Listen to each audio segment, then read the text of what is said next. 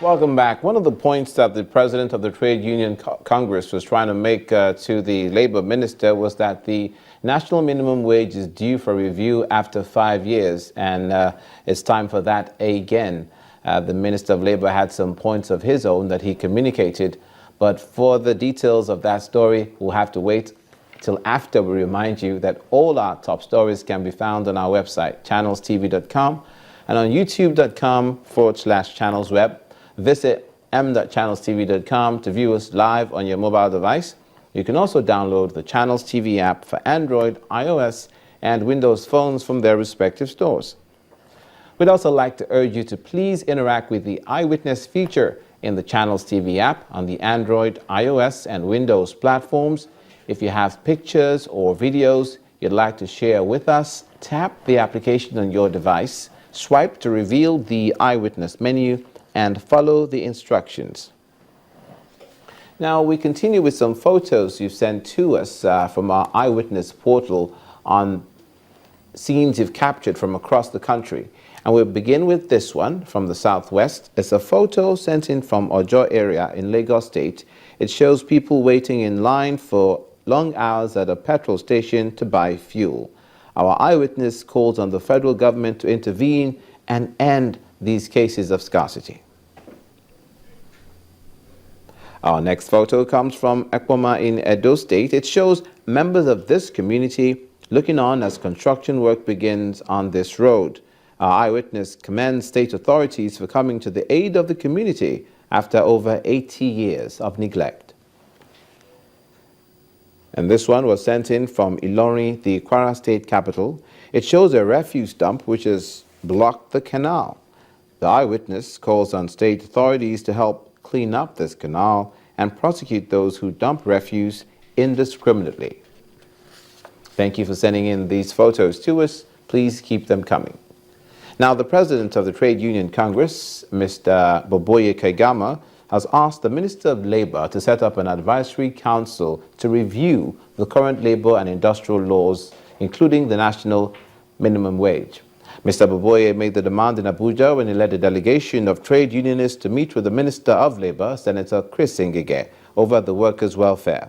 He told journalists after the formal meeting with the minister that the demand for an advisory council is a prelude to negotiations on recent labor matters, including the national minimum wage. Recently, the Nigerian Labour Congress had demanded an upward review of the national minimum wage from the current 18,000 naira. The latest in this direction is the Trade Union Congress, which is asking the Labour Minister to set up an advisory council to review labour and industrial laws. The National Labour Advisory Council says since moribund and serious labour issues that should come before it have suffered greatly, especially issues of review of labour laws that were presented to the 7th Assembly and are yet to be attended to. Meanwhile, the Minister of Labour and Employment, Senator Chris Ngige, assured the unionists of his urgent attention on the issues.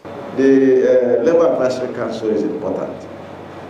Like you aptly pointed out, Labour Advisory Council will help us to review the labour laws and industrial laws of the country and make them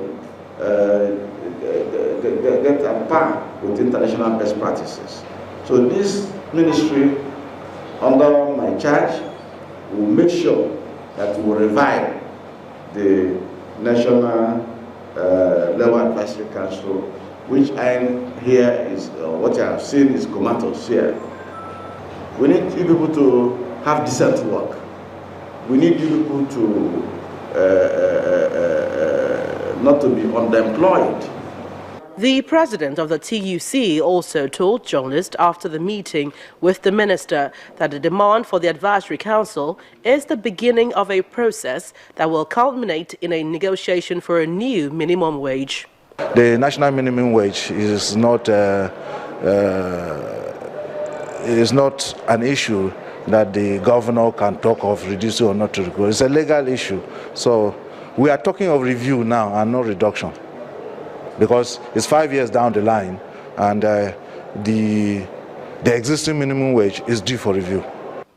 Other issues raised by the Trade Union Congress include contract staffing, expatriate quota in multinational companies, and the payment of arrears for federal civil servants, which the minister said has been captured in the 2016 budget.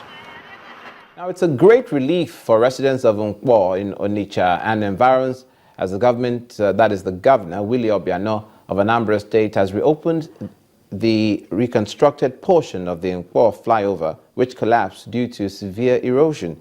Governor Obiano said the reconstructed bridge will ease the traffic congestion in the Yuletide period. He appealed to the federal government to reimburse the state on money spent to rehabilitate federal roads so other infrastructure projects can be worked on. This was the state of Nkwo flyover in Anambra State few months ago. Collapsed and almost dividing the road into two. Watch your back as you move. A situation which gave the state government and residents sleepless night. We are entering into Christmas, so if this election be like this and this road stays like this Xmas, they cannot see where to pass. Hold up will be everywhere. People that will come in the night will not know that such a thing is happening, and they will damage their life just like that. It all attracted the attention of the federal government, who promised to reconstruct the Nkwo and Onitsha-Owerri road. Now the story has changed. The state government decided it could no longer wait for the federal government's intervention and has fixed the road, which is now ready for inspection. I'm happy to let you know that with our little resources, this work we started barely a month ago, we have already concluded. Why we did that basically was to make sure that our people coming home for Christmas will not have challenges with the road. This road and the next one we are going to in Ihiala area, the total amount the federal government is owing me on the works we did on the federal road is over 30 billion. I'm using this opportunity to please ask the relevant authorities to please assist us, because we need money to do other projects that we are doing. Governor Obiano's train moves to the newly rehabilitated Onitsha-Owerri road to also inspect it. This road that I'm about to declare open now, will ease traffic during the festive period, because this is a major road that links us to Imo, Abia, and Calabar, across river states and what have you. So it's a very major road. I'm happy that the contractor did a great work here. Residents also appreciate the good work done so far. My people are so much happy with the government. Our working governor, Chief Dr. Willie Obiano, we stand for him. He's for us. While residents and motorists who ply these roads will begin to have a smooth ride, the state government is hopeful that the federal government will reimburse it for the project. To education in Niger State, good news for senior secondary school students who hail from there, as the government will continue to relieve their parents and guardians of the burden of their final year examination fees. Governor Abubakar Bello says the move is to fulfill the social contract of salvaging and restoring Niger State's education sector. However, the governor clarified that the state will pick up only one of the examination fees, that is either WAEC or the NECO. To this end, parents of basic SS3 students are advised to pay for either the West African Examinations Council, as the WAEC, or the National Examination Council, the NECO, while government will pick the bill of the other examination. With this directive, school principals are urged to collect the fees for only one of the two examinations, while the government pays for the other. The Nasarawa State Governor, Tanko Almakura, has freed 78 prison inmates in 5 federal prisons across the state, most of whom are awaiting trial. The governor said his action is part of efforts to decongest the prisons in the state and grant clemency to prisoners who have not been convicted. He also said the state is taking responsibility for the fines that have confined some of the inmates behind the bars.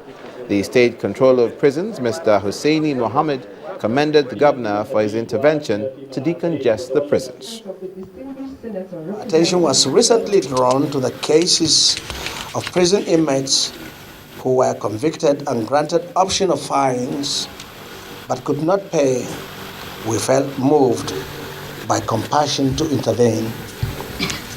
This administration has been so passionate about the administration of criminal justice in the state, particularly on the plight of the prison inmates.